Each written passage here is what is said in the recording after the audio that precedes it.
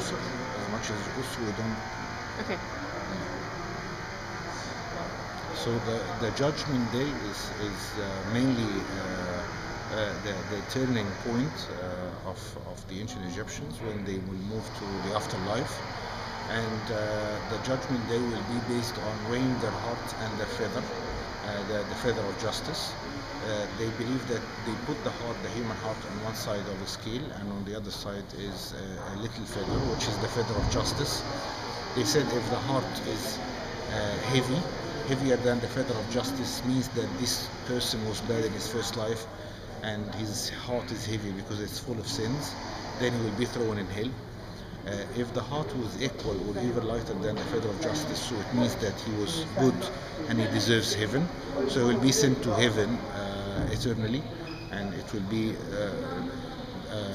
endless sort of life. To guarantee the journey to the afterlife, they needed the following things. Number one, they need the body, so this is why they had the mummification.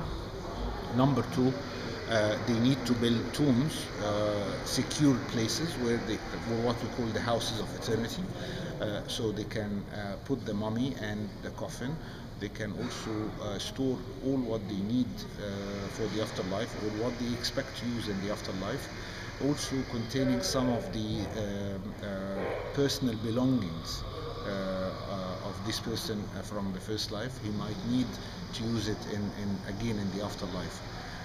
Like in the tomb of Tutankhamun, we found like 2,099 masterpieces, including all what you imagine and all what you don't even imagine, like jewelry, like beds, like chairs, jars, even toys for the king, as were used when he was a boy.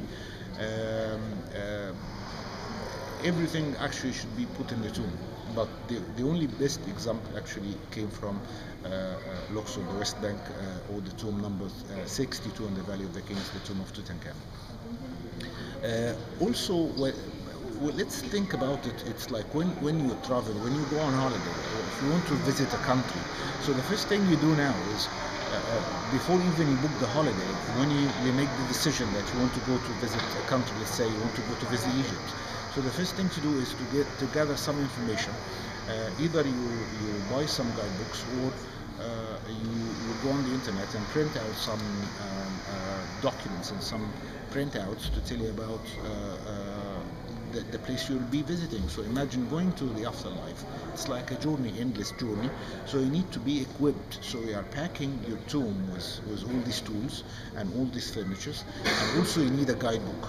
So the guidebook actually was used in different forms. What I will show you the three forms here actually in this room. The first one is known as the pyramid text, and that was developed when they were building the pyramids, and later on they started decorating them from inside with lots of hieroglyphic text. Then when they stopped building pyramids, they changed to what is known as the coffin text. The coffin text, they carve out and they paint similar text, religious texts on the coffins and the sarcophagi. Then later on they changed to use what is known as the Book of the Dead. The Book of the Dead is the best example of the guidebook to the afterlife. There were more than 200 chapters. They were found in different tombs, especially in the Valley of the Kings and the Valley of the Queens. They were collected in the modern time by scholars and translated, and it gives like a very good details of the journey and what is expected in the afterlife. So we're gonna see the collection here. I mean, if we start by looking at this Iris collection or Kiri collection, this is from the Book of the Dead. Some of them they show like the judgment scene, like this one here. And the judgment scene actually is showing God Osiris seated, and behind him the two ladies. One of them was his sister, and the other one his wife Isis, and the sister Nephthys. And in front of him, like the lotus, and standing on the lotus, like four little statues of the four sons of Horus. Horus was his son, and you can see Horus here, the falcon-headed god, standing next to him, the person who's dead and being tried, and next to that person is the god Betah, the ibis-headed god, the god of wisdom and writing, and next to him we have the scale, and we see the two sides of the scale. On one of them is the little feather of justice, the feather of might, and you can see over there on the top the figure of might with the feather on the top of her head, and here we can see the little jar which should be containing the heart. So in this case we find that the heart is slightly lighter than the feather of justice, means that this person is good. Horus is introducing this person to his father, the god of the hereafter, as if he's telling him that this guy was okay in the first life. A horrible monster here is waiting to see the end of the trial. If the heart is heavier than the feather, means that he was bad, so the monster will eat the heart and no existence for this person in the afterlife.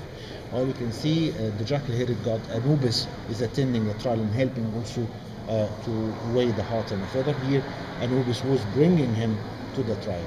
On the top of the scene we have number of jewels. These were the gods of the afterlife, and the deceased actually is like kneeling in front of them asking for mercy and reminding them with all the good things he's done in the first life. So this is from the Book of the Dead, which was found mainly in the tombs in the Valley of the Kings of Luxor, West Bank of Luxor.